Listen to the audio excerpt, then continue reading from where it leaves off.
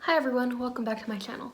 My name is Liliana, and on this channel we discuss history and literature related topics, so make sure to subscribe if that interests you. In today's video we are going to be talking about productivity culture. Now I'm sure a lot of you have seen my video which I posted last Tuesday, 7 days ago, which was entitled Stressful Day in My Life.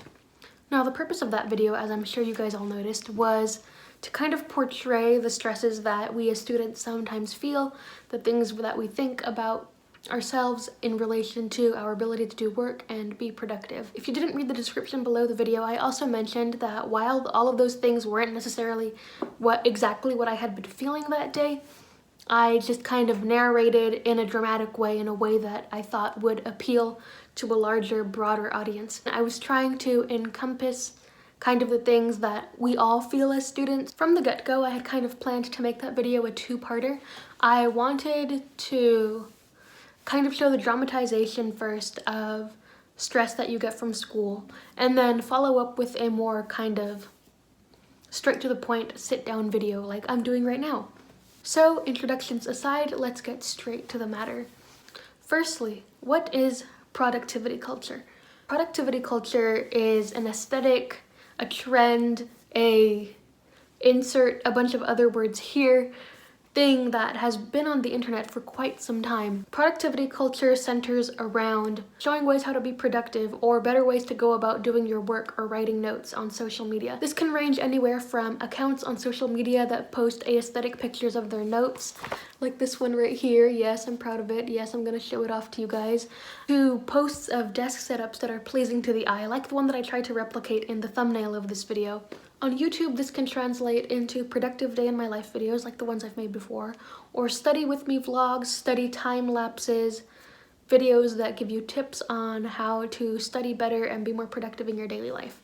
So that's what productivity culture is. I think productivity culture is like a lot of things that we as a society are currently re-examining. It's similar in that it's not a bad thing in and of itself, it's not inherently bad, but the way that it translates into our current lives, the way we interpret it, the way we use it, is where the toxicity and the problematic aspects of it start to creep in. Now, what do I mean by this? Productivity culture centers around making studying and being at work aesthetic, making it pleasing to the eye. The logic is, if it's pleasing to the eye and if it's appealing, then you'll be more encouraged to do it. You can see that I'm doing this right now because that cork board doesn't usually go there. I move it there to make this video look nicer. As you can see, again, the goal is to make your workspace look pleasant to the eye so that you can be encouraged to do your work. You can see that I have photos on my cork board that are kind of this pinkish color. I have a little bag that is also pink. My laptop is rose gold. My books look nice, my little notebooks look nice and they match. And I have one of my favorite books right here standing up on display. Again, I don't think this is something that is inherently bad. I think it's good to create spaces that we enjoy, that speak to our interests and that motivate us. I think it's amazing that our generation has taken something as mundane as notes and made them into beautiful pieces of artwork with doodles on the side, with calligraphy, with formatting. But the issue is, what is productivity culture really promoting? Often when you see these kind of videos or posts, the creator, the person who is making them, will talk about how busy they were that day or how tired they are after a long day of work, which is understandable, it's normal. But sometimes it gets to the point where the creator is saying, I studied for 13 hours today, I studied for 15 hours today, I didn't go to bed until 3 a.m.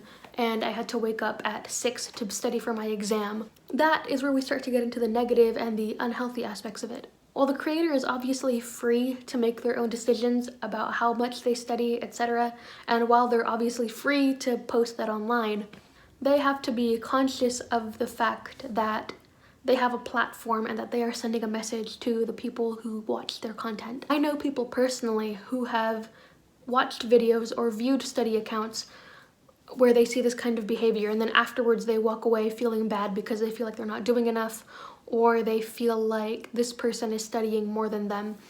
or that this person in their productive day in my life video is doing more than them and that they should push themselves harder.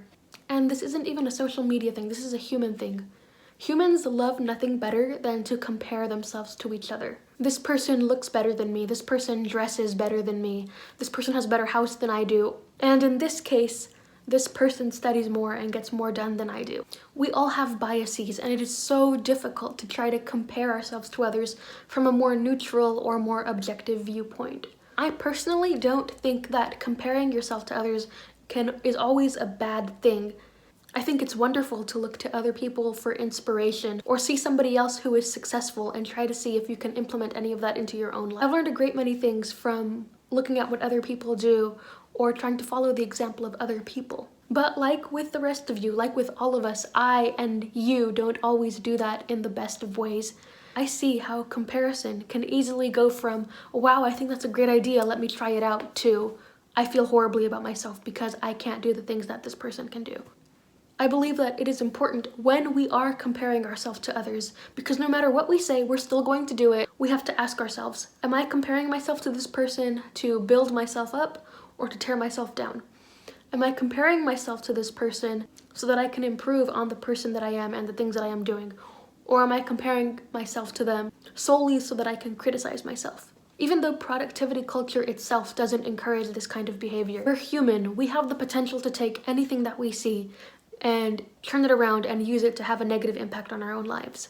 Now, I know I've spent some time talking about productivity culture and how the posts that these people put online may possibly have negative impact on their following. Before I go any further, I want to make a kind of disclaimer and just say that I have never seen any of these productivity accounts on social media. I've never seen any of them say anything that would put down their followers or try to show off or say that I'm better than you because I study more or I get higher grades. So I'm not making this video to put any hate on them or to say that they're making this content because they have a superiority complex, because I've never seen that. So far, I've only been talking about how we, the audience, how we, the consumer, take that content that they put out and then twist it in such a way that makes it negative and detrimental to our own person. But now let's change the focus from us, the consumer, to them, the creator. I believe that productivity culture can be dangerous for the creator as well. It's no secret that if you want to grow on social media, you have to post continuously. You have to have new content going up every few days or every week to keep your following engaged. You have to try new things, you have to be innovative so that your following doesn't get bored from seeing the same thing over and over again. Have we considered that maybe this could be negative for the creator as well? I know for me, sometimes when I have an assignment coming up, I have to scramble and kind of figure out which is the best day to record my YouTube video so that it doesn't get in the way of my other obligations. My friend, if she is watching this video, can attest to the fact that every other week, more or less, I text her and I'm like, hey, I don't have any ideas for content. I think some of the creators in the productivity or study or school/academia niche feel similarly to the way that I do, and probably way more, because they are in a niche on social media that is specifically about doing work and being productive. I'm sure they feel like they have to always be posting about how much work they're doing, how late they're staying up, how much they're getting done. And this, I think, is where the dilemma comes. Do you not post anything that day because you didn't do anything? Or do you put a bunch of papers on your desk and take a photo and post it so that it looks like you did something? If you don't post, you could lose some following or the algorithm might not recommend your content. However, if you do post all of those random papers on your desk, you would be lying because you're just putting them there to take the picture. Being in the productivity/study niche of the internet can be extremely difficult because your whole entire brand is built on the idea of doing work, of being so productive and getting things done and doing them well. Again, productivity culture itself isn't the one that makes this happen. There is no secret hidden rule in the algorithm that says the more hours you study, the more popular your content will be. It doesn't work that way. The way it does work, however, is like this. Both the creator and the consumer want to better themselves. They want to be the best version of themselves possible. So in order to do that, they feel like they have to keep on jumping through these hoops. They feel like they have to perform like an animal in a circus. They feel like they have to keep on doing these things that are bigger and bigger and getting more and more difficult to do, more and more impossible to do in order to be better or to look good. Looking good, or we fail to remember the fact that looking good or improving ourselves or being better doesn't always mean working harder. And with that, let me go into the final thing that I want to talk about in this video, which is the things that I love about productivity culture. I love how the people in the productivity niche themselves have recognized the problem. People who create academic and study content have already realized everything that I've said in this video. We've already realized that productivity culture can become toxic if it becomes too extreme, and that our audience might try to compare ourselves to us, or that we might try to compare ourselves to other creators and try to one-up each other. I love how everybody has already recognized that, and they have not only recognized it, but they are starting to do something about it. I see creators on social media talking about how they take an off day, or how they took a couple of hours to do something that they enjoy, or how they went outside to go for a walk in order to clear their mind from the work that they had been doing. And I think that's wonderful. I think that's amazing. It always warms my heart to see some creators who in their videos or in their posts remind their followers to go take a break or to drink some water or to go for a walk. Or when the audience notices that the creator is feeling stressed, they do the same thing. In the comments, they'll type out, make sure you go take a break, make sure you take care of yourself and get some water. And that's honestly so wholesome. I love how we've come to realize that productivity doesn't mean I have gotten the most work done, but rather that it means that I have gotten the best work done. We've realized that productivity doesn't center around studying for hours and hours on end and then waking up the next morning groggy, not remembering anything. We've realized that productivity really means studying in intervals, taking breaks in between, making sure to replenish our energy with exercise or with food and water, and in the morning waking up, remembering the information and doing marvelously on the exam. It's so great that we've realized the flaws in this thing that we've created, which is productivity culture, and that we've sought to correct them and improve upon them by introducing more healthy behaviors into our study routines and by encouraging those around us to do the same. So even though productivity culture can at times look very toxic, especially when you see somebody who is pushing themselves to the absolute limit and it makes you want to do it too, I think that we're starting to see the positive side of productivity culture, the healthy side of it more and more every day, and I hope that it continues to change for the better.